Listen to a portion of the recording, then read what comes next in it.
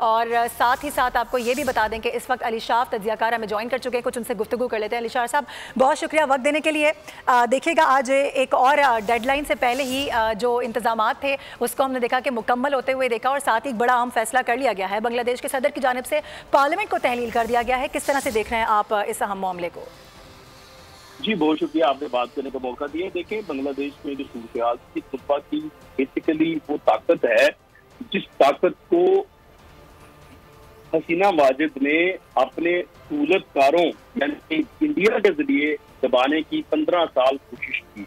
उन्होंने अपने 15 साल इक़्तिदार में उस ताकत को दबाने की कोशिश की, लेकिन जो लावा था वो लावा फटा और उसने ना सिर्फ हसीना वाजिद को घुटने टेकने पर मजबूर किया, बल्कि उसके जो सूरतकार थे, उसके पीछे जो शेल्टर लेके बैठी हुई थी, जो भारतीय हुकूमत की, भारतीय तसल्लुत था, भारतीय जनतियां थी, उन सबको उन जो तुलबा ने शिकस्त दी है। और ये बहुत खुशाइंद बात है कि वहाँ पर जमहूरियत जो है वो पनप रही है, जमहूरियत पनपेगी। अब वहाँ पर इंटरिम गवर्नमेंट आएगी और उस पूरी सेटअप के तहत जो है वो मामला चलेंगे।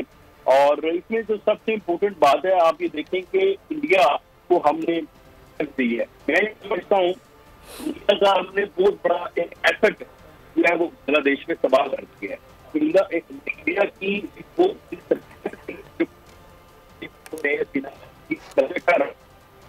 हमें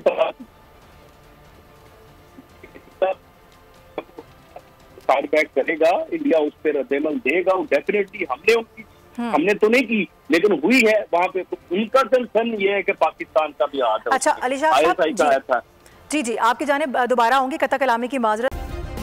सब्सक्राइब करें और बेल दबाएं ताकि कोई खबर रह न जाए।